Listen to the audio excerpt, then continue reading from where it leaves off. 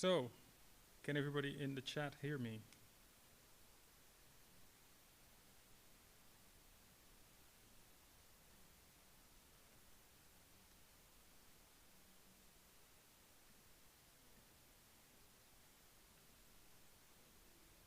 Cool.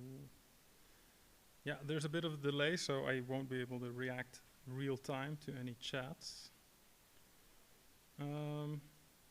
But this looks good. All right, so let's get started. Thank you everybody for joining. Modularity. So today is about modularity, and if you may have noticed, that the title says part 1. I think that's pretty obvious that I don't think I could put everything into one talk. So there's a little bit of a teaser at the end to talk about what's coming up next. But let's talk about what's in this talk. So you may have seen this when I announced this this talk. There's a couple of goals, and I tried to just minimize it to what I think would fit well in a single talk. So the first one is I want everybody to kind of agree with the definition of a module. So a simple one-sentence definition, I think, is a nice thing to aim for. And I'm going to check for it, so everybody pay attention, because I'm going to test to see if everybody memorized it. And then the next goal is to find out who the godfather of modularity is. So there's an individual, there's a name, and I also want everybody to remember that, because it's going to be useful for you, because you're going to see that name pop up now and again.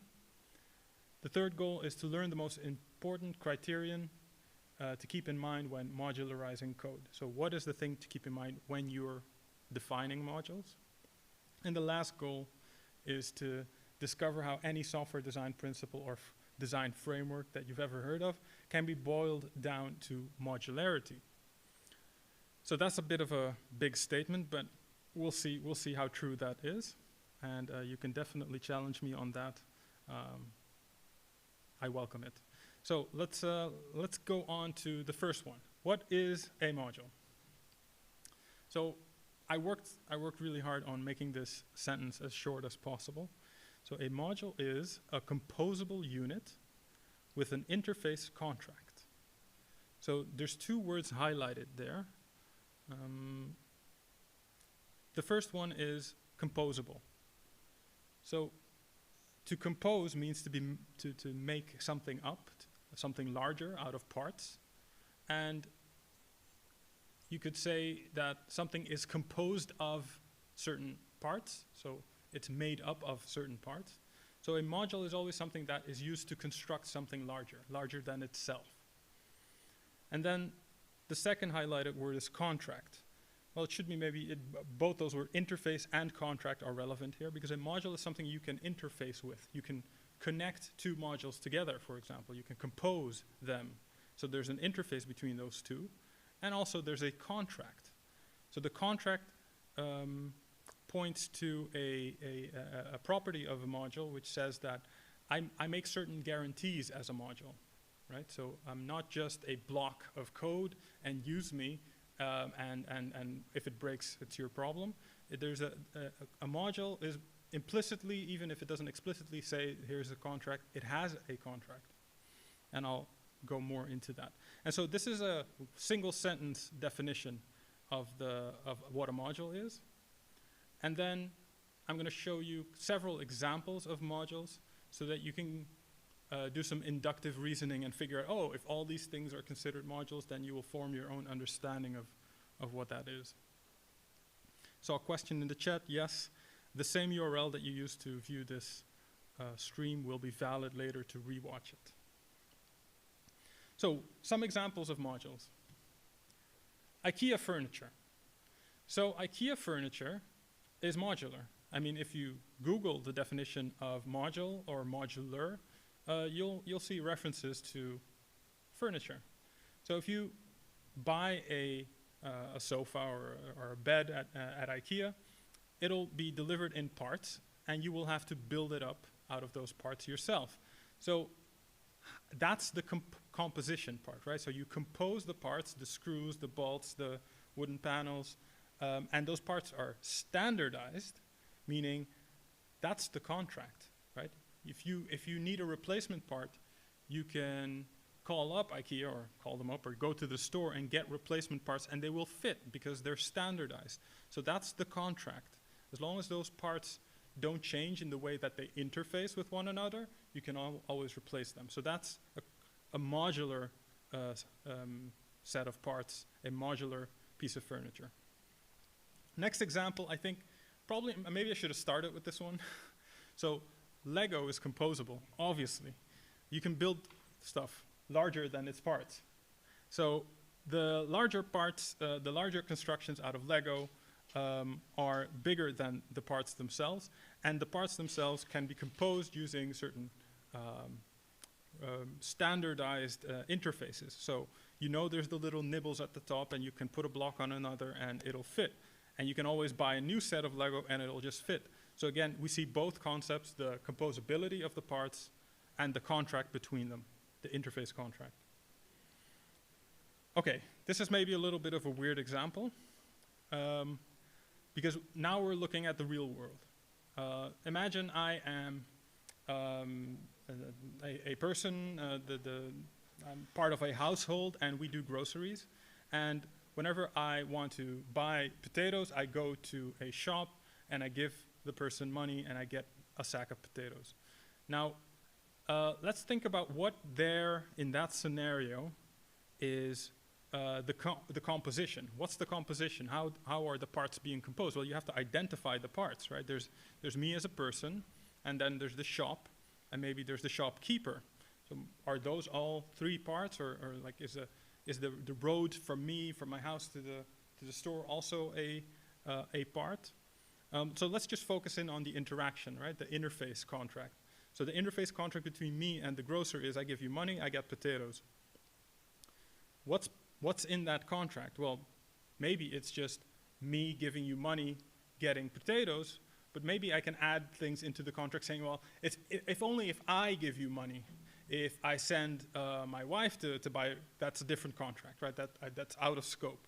Or I could say, I will only buy it from this individual grocer, and if there's a different person on the other side of the counter, nothing happens. Or I could put the price in the contract. So I give you this much money, and I expect this many potatoes, or this many kilograms of potatoes. So you can imagine that even in this real world scenario, you can look at it in terms of composability and contract. But of course, this wouldn't really be a tech talk if I didn't also talk about code examples. So code examples. First of all, it's useful to explain that there's different levels of modularity in code. So let's start with a very low level modular unit, functions. So functions can be seen as modules. Why? Because they're composable. I can take two functions and I can compose them. I can say, call this one first and then pass the result to the next one. There's also higher order functions. There's functions that will be passed a function as an argument or that will return functions. So they're composable. And also they have a contract because functions have parameters. In the contract you say, I expect these parameters and I get back a certain result. So there's a contract to functions as well. There's an input and an output. So functions in themselves are a very low level module, very granular. So classes. Classes are also modules. Classes can be composed. Well, obviously objects can have references to other objects and together they fulfill a certain functionality. So classes have collaborators, so they can compose. And then what's the contract? Well, obviously the public members. So the public methods and the public fields, those are things that are visible to other classes, so that's the contract of a class. So that's a level up. And then the third level up is packages and namespaces. So what do you call a group of classes? In Java, you would say a group of classes together are a package. In C# you would have the term namespaces. In other languages, namespaces are also the way to describe them. And if you look at JavaScript, for example, JavaScript is an interesting one because JavaScript has modules. So if you were to have multiple classes in a single file, you could export them from a module. So a module is a group of variables, functions, and classes. So how do packages compose? Well, they import each other. A namespace in C# can import a different namespace. A package in Java can import a different package. And in JavaScript, a module can import a different module. Because these are aggregates, right? They're collections of bindings, really. So a binding would be any name connected to a value or bound to a value. So a collection of those in different languages has different names, but conceptually they're the same. So this is a level up, and then you have an even higher level code example of modules. And that's this one, libraries and web services. So a library is, conceptually you could say it's a collection of packages or a collection of namespaces. So we went from function to class to package, and now a collection of packages, we say that's a library. How do you compose a library? Well, if you're into systems programming and you have programs in C, how do you compose those libraries? You use a linker. A linker will take those two libraries and make sure that the symbols resolve to one another or are linked together. In Java, you would say, well, I just define a class path. There's all these jar files. Jar files are collections of packages, collections of classes, so they're a level up from packages. And you can compose them with a class path. You say, all these libraries together are the class path, and I want you to initialize the program with that class path. So web services, another level up. There's a process, there's a web server. How do I compose them? Well, one service can call another web service. So the composition happens through HTTP or some other protocol between web services. That's how they compose. And then what's the contract? Well, maybe there's a spec. Maybe you have an open API spec that says, send me this JSON and you get back this JSON. So that's the contract. So all of these are code examples of modules, and they all exist at different levels. So modularity, when I say module, it doesn't mean any specific level. It's just a much broader concept. Just remember the example I gave of buying potatoes, right? You can think of that in terms of modularity. So, knowledge check. What is a module? Have we achieved the first goal, a one-sentence definition of what a module is? It's a composable unit with an interface contract. That's all it is. That's the definition. Just remember that because it's a very simple way of looking at modularity, and it translates almost universally. So that's the first goal achieved, I think. I hope that wasn't too hard.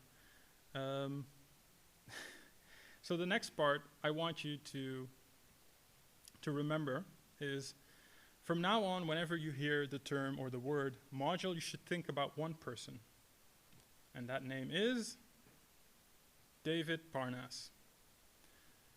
So maybe a bit of a forgotten name, but I think that if you remember this, you will see it pop up now and again. And hopefully more and more, because his contributions to this field of research is pretty big, and yet seems to have been forgotten a little bit. So David Parnas, I suggest that you write it down and Google a little bit about him, and definitely Google about this paper. He wrote up an important paper.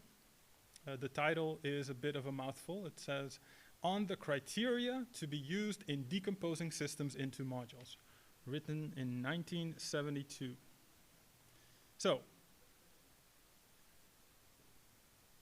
I think the word that's underlined here is the one that I think needs to be focused on. It's like saying that, hey, you're going to be decomposing something, because remember, a module is a composable unit, so when you have a large thing, you can split it up into modules, so you could decompose the larger thing. So when you're splitting it up, what is leading that thought process? What criteria are you using when you're doing that? And before I tell you exactly what the criteria is that Parnas boiled it down to, I want to just ask everybody to reflect a little bit for themselves. What do you think the purpose of modularity is? So why split things up in the first place? So there could be many reasons. You could think of many reasons, and I think one of them is very obvious. And then on the next slide, there's going to be a second one, which maybe you didn't think of. So the first one is, why do we want modularity? Well, we want to minimize complexity. I think that's the obvious one. And then the not so obvious one is we want to enable change. And I'd be very curious if, on the previous slide, anybody came up with something else. If you did, please put it in the chat. I'm very curious. I'm legitimately curious about anything else that somebody came up with. But definitely complexity is obvious. I think splitting up, you have something big, you want to split it up. Why? Because the big thing is hard to understand.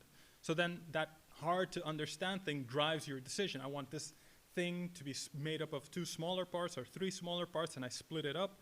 So that makes sense. I think that makes intuitive sense, and I think that's how most module decomposition happens. It's just we want to make things smaller.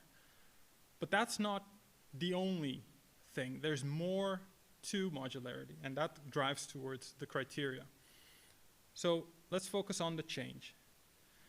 So I said it's the forgotten raison d'etre of modularity. I want to focus on this one because I think complexity is obvious.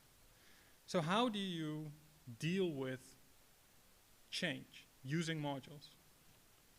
So from now on, I want everybody to remember that whenever you define a module, and remember this happens at a lot of different levels, there's the function, the class, the package, and the library, and the web service, all of these things are modular, or can be modular. Well, they are modules, but I mean, you can look at them with a modular set of glasses. So whenever you define a module at any of these levels, you should think about decision deferment. That means to postpone the making of a decision, to enable your future self to change your mind, to do something else. So that's the criteria. Whenever you're decomposing, splitting something up, it's like, okay, here's an opportunity to enable future change. Because decomposing something is basically deciding how those 2 new parts, let's assume for now you're decomposing one thing into 2 things, how are those 2 parts going to interface and what's the contract between them? That's the decision that you're making when you're decomposing. And you have to let that decision be driven by decision deferment. Like, what are the things I don't want to decide now, I want to be able to decide later.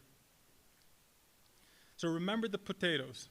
In that example, I'm buying potatoes. What are the things that can change? And if they can change, I don't want them to be specified in the contract. So I gave the example of price. If I want the price to be able to change, it shouldn't be in the contract, right? So let's say we wrote that in code and there was a class grocery store or green grocer, and there's a method on there that says buy potatoes. Then the price needs to be passed as an argument. It needs to be a parameter because it needs to be able to change. So the things that are in the contract which need to be able to change, I need to be able to pass as arguments. I need to be able to specify my own value so that it can change. If there were no price there and it would be baked in, it would be part of the private code of the class, I wouldn't be able to change it. I maybe would have to add a new method or something. So deciding what goes in the contract influences what can change in the future. So if you're thinking ahead, what do I want to be able to change, then that should be the thing that needs to be changeable, and you need to hide that information, or you need to use this information hiding concept to put that information out of view so that other people can't depend on it. Because if you can't depend on it, the implementer is free to change it. So looking at the chat, maintainability, the smaller it is, the better you can manage it in the future. Smaller, yeah, so that's the complexity bit. Better to understand smaller. Yes, that's complexity. Reusability. It's an interesting one. I think reusability is interesting because I see that as a side effect of modularity, not necessarily the purpose. So we can have a chat about that later if you have questions, but I definitely don't think reusability is the purpose of modularity. Change can be, which mean sort of the same thing. If you want to be able to say, I want this part and I want to be able to replace it with another implementation, I want to be able to reuse that interface, that could also be driven by change.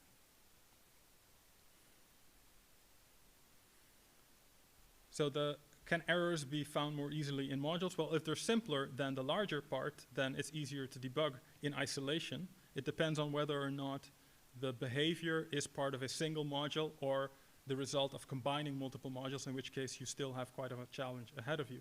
But if it's an error isolated to the functionality of a single module, then having a smaller module makes your job easier. So how do you decompose to optimize for change? Well, we've been talking about this. What criteria do you use? Well, think about this.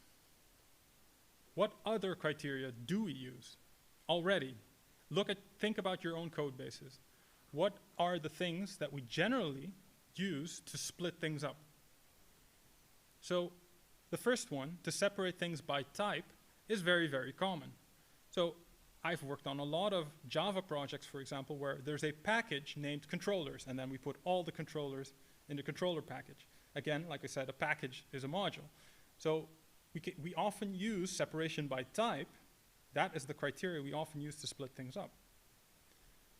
Another one is we can also package things by feature. So sometimes we see projects where there's a package named by a feature, and we try to split things up so that as I implement a new feature, all I do is I create this new package, and we put all the logic for that feature in that package. That's also pretty common.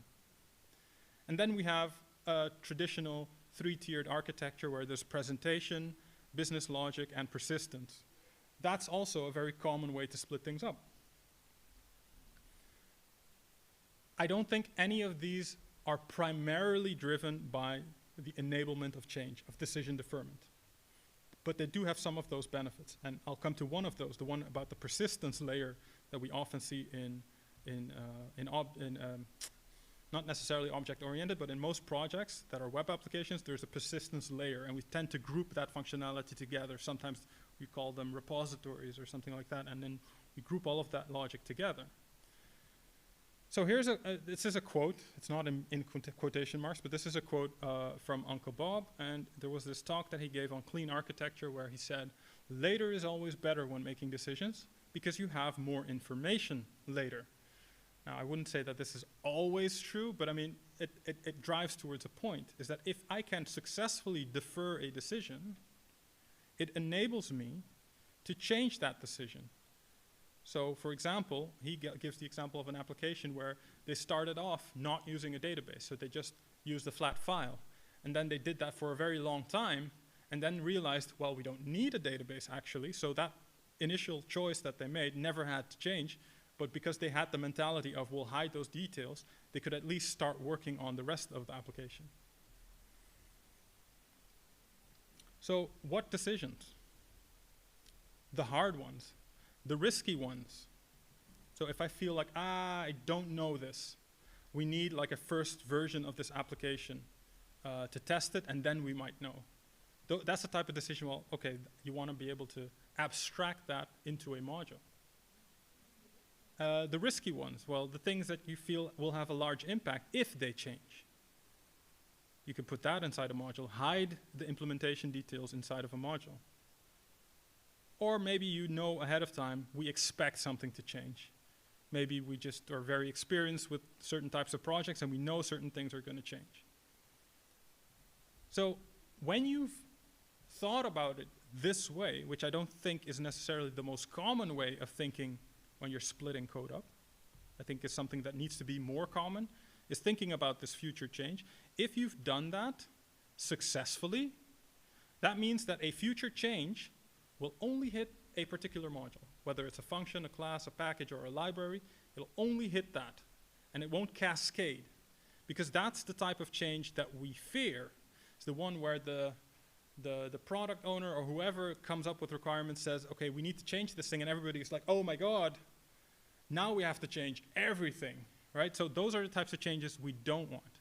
So now I'm saying is we need to predict the future. So of course you will fail, because there's no way you're going to be able to predict all the changes. So yeah, does that mean just give up and just use simplicity as the only criteria? Maybe. That's a case you could make. But sometimes you could win. Sometimes you will consider future changes that, well, turn out to be true. And using decision deferment as a criteria is not a silver bullet. And no silver bullet is in quotes because that's also a term, the title of a paper written by Fred Brooks, No Silver Bullet. I highly recommend you read that. But this way of decomposing things could be an incremental improvement over your current process and your current design heuristics, right? Is using this criteria. And it's also a different way, I think, for a lot of people of thinking about software design. So I said I was going to talk about the three-tiered architecture a little bit more and how that is often used as an example for modularity. In the presentation layer of a three-tiered architecture, in that layer we're abstracting persistence, we're abstracting a database. And I call this the worst best example because very often I've heard it explained to me, well, not just to me or eavesdropping and hearing other people explain it to other people, is, yeah, we're abstracting the database, so in case we ever want to change the database. And then I think, how often has that happened? How often have you chosen to switch from Postgres to MySQL or something else? Like, that doesn't happen very often. I'm not saying it never happens, but that's not the change you would necessarily expect. But this is still a good example. Because abstracting the database isn't just about changes as a new functionality. There's also a different set of changes, namely the changes that happen as you deploy across different environments. So for example, if you want to test, you want to unit test your code, by abstracting the database, you could have an in-memory database, or you could have like mock database objects that are completely in memory that are super fast. And then you're not testing the database, you're just testing your logic. So when I say things that you expect to change, I'm not just thinking about new future changes, new features, right? It's not just changes across time, but it's also changes across environments. So that's another dimension across which things can change. And by modularizing and saying, I'm going to hide the details of this particular bit of functionality, it allows you to change it as you progress through your environments and closer to production. So unit testing would be a good reason to mock or to abstract away certain things using modularity. And then again, like legitimately, I'm just very curious if anybody can think of other ways in which our code will change, not just features and environments, that could benefit from this decision deferment approach to modularity. So if you have any of them, please put them on the chat. So next.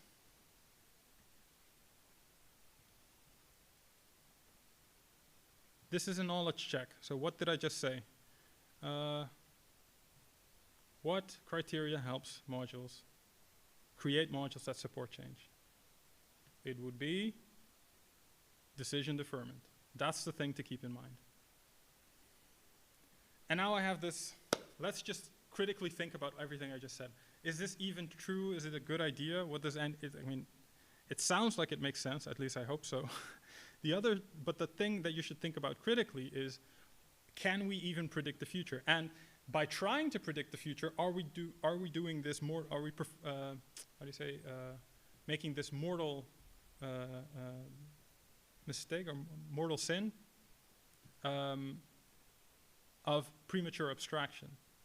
So if we're thinking decision deferment, oh, we need to abstract this thing away, and then it turns out to never change, now maybe we have an unnecessary abstraction.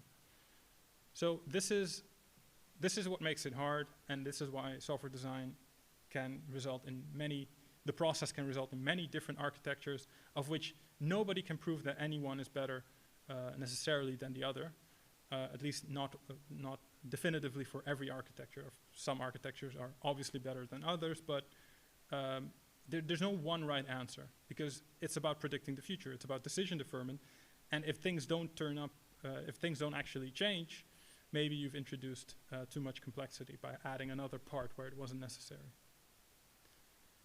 So, new devices. Okay, so that's a different environment as well. So if you deploy across different devices, it's a different environment, and then you want to abstract away the differences. So you could have something like the Java language itself, which is an abstraction on top of the operating system. It runs on Linux and Windows. So those things are abstracted in a modular sense. Future user agents. This is actually a nice segue to hexagonal architecture, which I'm going to be talking about next. The possibility in the future to delete a certain module. So yeah, that's true. So in addition to new features, there could also be fewer features. There could be a module that you needed at one point and now no longer need. And the presence or absence of that module could also be a change, which you could abstract. So you could have, let's say, a class that has a collaborator, but that collaborator doesn't violate the law of the meter because it's never exposed to the users of class A, which means that if I decide to not use it anymore, none of my clients, let's say, my other collaborators will ever be affected. So that would be a way that deleting, or that using modularity could enable you to change by removing. Okay, so I definitely want you to keep this in mind, this slide, that decision deferment, you can go too far. So yes, I think people don't think about that criteria enough, but also I don't want everybody to go ahead like, oh, we don't know anything, we're going to abstract everything. Because that leads to complexity in and of itself. Okay, and now I want to go over several common, well-known design principles and show how they're basically just modularity. So both hexagonal architecture and clean architecture are all about pushing technology choices to the outside of your architecture, so that you have a pure code core with all your business logic, and then you have little adapters, and you put all the implementation details of what database you're using, you put that in one part of your code base, the port and adapter, as it's called in hexagonal architecture, and it's also called adapters in clean architecture. So why do they say this? Well, because old developers fear frameworks because they've been burned by upgrades and migrations before. They've worked on applications that spanned several years, and so when it needed upgrading, they're like, oh my gee, we need to completely update Hibernate from 3 to 5, and everything's different. So they've been burned by that. So these architecture styles or architecture frameworks are built to prevent that type of pain, to enable future change. And by virtue of pushing those technology choices, you also get the benefit that I mentioned before of having mocks in test environments, in unit test environments, so that you can fake certain things when you're just doing testing or when you're deploying to a non-production environment. Here's a little diagram of hexagonal architecture. So as I said, it's also known as port and adapters, and that's because on the outer edge of the hexagon, there are ports. And if you notice the arrow that goes from persistence adapter to output port, that's a hollow arrow. It's hollow in the middle. It's not colored in like the other arrows. That means that the persistence adapter implements an interface. So the output port is an interface that the persistence adapter implements. So when you have a use case object which drives, that's why it's also known as a driven port, it drives the output port, it doesn't know what the implementation is. So the persistence adapter might be an adapter for an in-memory database or an actual production database. and then from the use case that information is not available. The same, almost identical idea, and if you read Clean Architecture, it's really, it gives credit to hexagonal architecture, to ports and adapters, because it's taken a lot of the ideas from there and taken it a step further. You also see the hollow arrow in the bottom right. A presenter implements a use case output port. It's almost the same terminology as well. So in the Clean Architecture model, there's this thing called the dependency rule, where things on the outer circle are allowed to depend on things on the circle within, but never the other way around. So this allows your business logic, like your entities and your use cases, to never depend on something like the database or the user interface or the web. So even the fact that you're speaking HTTP over the network is hidden away from the core logic. So every single design principle in the solid design principles can be boiled down to modularity. And I challenge anybody, pick a letter. Pick a letter. Pick a letter. A. No, from solid, not A. S, O, L, or I, or D. Oh, okay. So the open-close principle. How does that boil down to modularity? Well, in open-close, it should be open to extension and closed to modification. And open to extension means, well, actually, let's go back a little bit. Extension and modification are two types of changes. They're not the same thing. So to extend means I'm going to add functionality. I'm going to let my class do more. And modification means, oh, the existing functionality, I'm going to mess around with it. I'm going to change the existing stuff. And so you should be open to extension, which means I should be able to add functionality, but I'm not allowed to change the existing things in a breaking way. That's contracts. That's what contracts are. You're not allowed to break the contract. I have, if I said you're going to get potatoes for like 2 kilos for, I don't know what potatoes cost, like €1.50, then that's the contract. If you change that, that's a breaking change. That's modification. If I say, well, you can also buy strawberries, I'm extending. I'm adding more things to the contract. So that's extension. So modularity is baked into each and one of these principles. Somebody said L.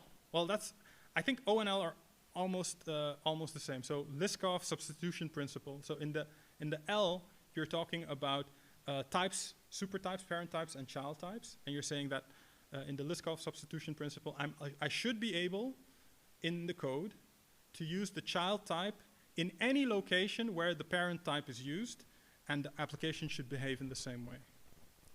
So with that principle, I'm saying, well, I'm depending on the parent type, but secretly, in runtime, I'm getting the child type. It shouldn't break. Why? Because a child isn't allowed to break the contract that the parent class made. So if the parent class said, give me A, and I'll give you back B, the child class shouldn't be allowed to change that and say, oh, now you get C. Because that's a breaking of the contract that the parent class made. So a child class always inherits their parent's contract, or they should. Like, nothing in code is stopping you from breaking this rule. I can break this rule easily in code, but that's why it's a design principle. If it were impossible to violate and it was baked into the language, then we wouldn't need to read about it. So Liskov substitution principle is also modularity. If you've heard of these code smells, or if you've heard of code smells at all, there are things in the code smells called, or there are code smells, individual code smells called shotgun surgery and divergent change. So in shotgun surgery, they're saying, your code smells funny if in order to implement a new feature, you have to change a bunch of different classes. I have to like shotgun surgery, bang, I have to hit all these different parts because, you know, shotgun has a spread. It's got a good spread. Anybody seen Bill Burr? So shotgun surgery is bad. You don't, if your code requires that type of change, it's divergent, then that's a problem. Again, so this talks about modularity, because modularity is, in order to defer decisions, or because we're trying to defer decisions, if we succeed, those future changes will not cascade beyond a single module. I'll be able to change that decision within the scope of a module and not beyond that. So that way we could avoid shotgun surgery. Divergent change is pretty similar, except the scope is a single class. If changing the behavior of a class requires me to change a lot of unrelated methods, then that's also a code smell saying, okay, so these individual methods are not sufficiently modularized. Everything is modularity. So here's another one. If you've worked in teams, and I'm sure most of you have, where there's a division between front-end and back-end developers, this isn't code, this is a real-world example. So there's a modularity way of looking at this, or a modular way of looking at this, where, and this is something I said in the previous talk, if two things can change independently, they can change simultaneously. But very often, for front and back end, that isn't true.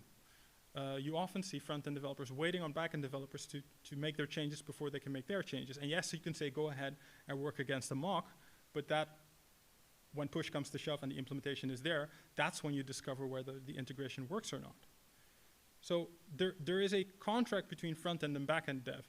Not the code, well, also the code, but also the developers. There's a dependency between those two things, and they can't freely change. Or can they? I think this is why things like GraphQL exist. It's because front-end developers want this contract with the back-end, which allows them to change in the future, allows them to say, oh, I also want this property. Oh, and by the way, I also want this related entity, and I want to fetch that as well. So that's GraphQL. That's me saying, I want all of these things, and I want to be able to change that. I want to be able to get less or get more as I change the front-end code. And that way, I have, through correct modularity, or better modularity, made it so that I have enabled this future change. This front-end development is now, as a person and as a discipline, less coupled to back-end development. So those are technology solutions to this role split. So yeah, if you have people that do both front and back-end development, then this is less of a thing. But I think this is one of the main selling points, the unique selling points of GraphQL, is that it's a modular solution to this, this team dynamic. So let's reflect. Did we achieve these goals? One sentence definition for what a module is. Did we learn that? A module is a composable unit with an interface contract. Did we achieve goal number 2? Learn who the godfather of modularity is. I hope you wrote his name down. David Parnas. The L, you can forget the L, just David Parnas, D. Parnas. The third goal, did we achieve that? Learn the most important criterion to keep in mind when modularizing code. So when you choose to split things up, whether it's a function that you're splitting up, whether it's a class, a package, a library, or a web service, you're thinking about decision deferment. Lastly, discover how any software design principle, this is a bold claim, because I just talked about a couple of them, solid, clean architecture, hexagonal architecture. You can always look at them in terms of modularity, and especially in terms of decision deferment. Because all of these design things are trying to solve the hardest problems in software development, and that is complexity and change. So simple code is easier to change. It's also easier to understand, which makes it easier to change. But also, if you're able to isolate change using decision deferment, future change also becomes less impactful. You can avoid shotgun surgery or divergent change. So, I believe at least I potentially have reached those goals. And then the topics for the next time would be, so part 2 would cover some of these, although maybe I may need 3 parts, I'm not sure. So the next time I want to talk about types as contracts, because when you have a function, part of the contract is the types of the arguments. I expect a string, an int, etc., and the return type is an object with these and these properties, etc. So that type signature of a function is also part of the contract. So some of these contracts can be enforced at compile time, which obviously gives you a good check whether or not you've broken the contract. Otherwise, you would lean on unit tests. Another thing that we can talk about is there are other things other than types which are part of the contract, namely the actual behavior, right? If I have a function which adds up two numbers, that is the contract. I expect when I give it 1 and 2, I get back 3. If that behavior all of a sudden changes, that's also a broken contract, right? So it's not just the types, it's also the behavior. And also you could think about thread safety. Is a method thread safe or not? You don't get a compile time check for that, although maybe you should, but you have to read the documentation, and the documentation is also part of the contract. So if you don't read those, or if it's not documented, that's scary. Then another thing we can talk about is growing APIs. So how do we write code so that we don't break all the clients, all the collaborators, all the things that use us? So instead of changing, instead of modification, we're going to be extending. You know, extension, modification, the whole open-close principle. So those things are also in terms of growing APIs. That's a very interesting topic. And then lastly, modularity in theory, the ideal world, and in the real world, which is full of compromises. Again, you can go overboard with decision deferment, and you can make things actually more complex than strictly necessary. So that leaves time for questions. I went on for 45 minutes, and I hope that everybody's still awake and has some burning questions.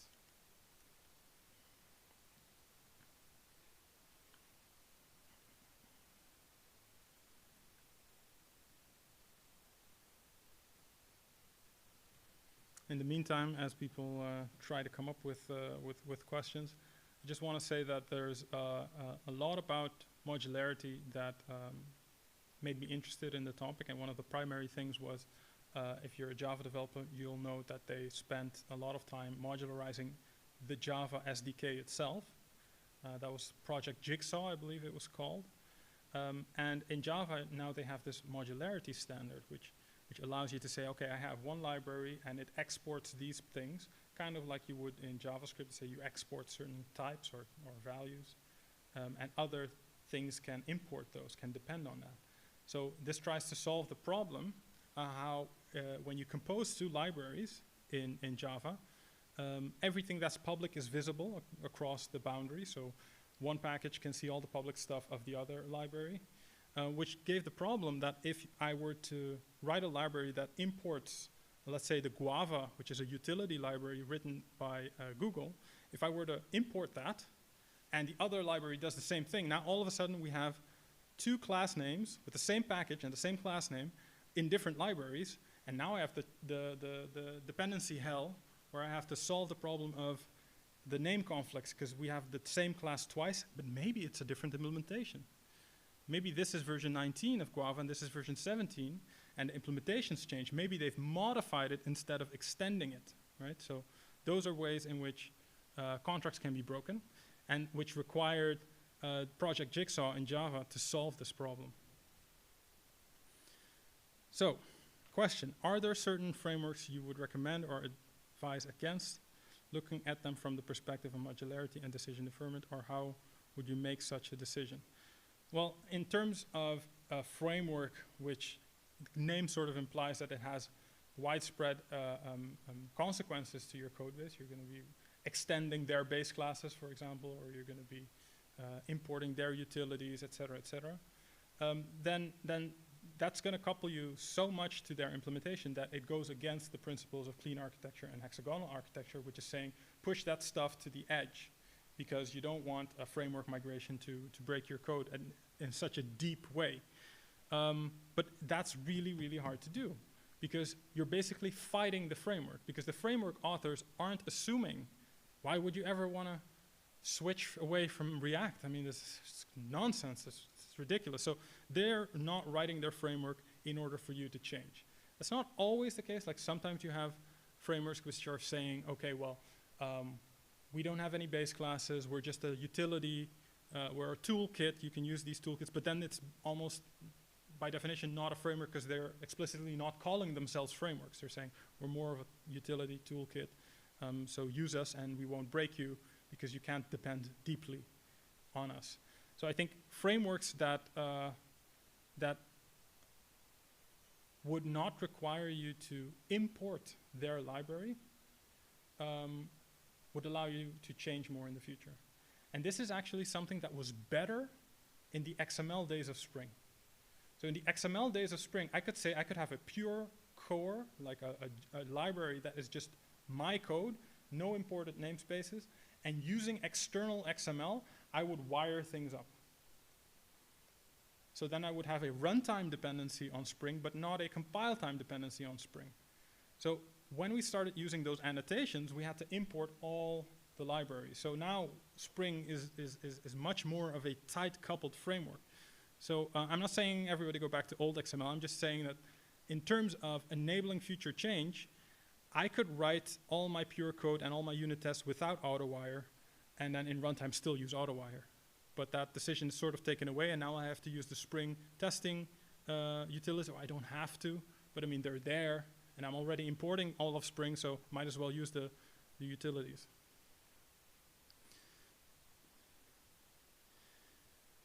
So POJOs instead are better. Well, they're better in the sense that they don't depend on anything. So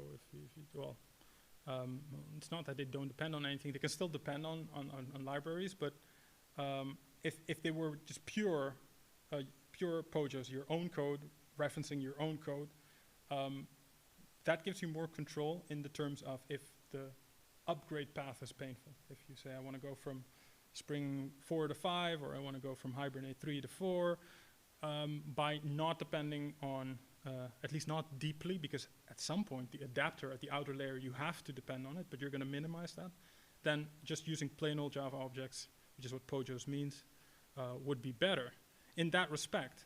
But then again, modularity applies not just to the dependency on external libraries, but also dependencies between your own code, the different parts of your own project. So, 52 minutes. I think I can leave it at that.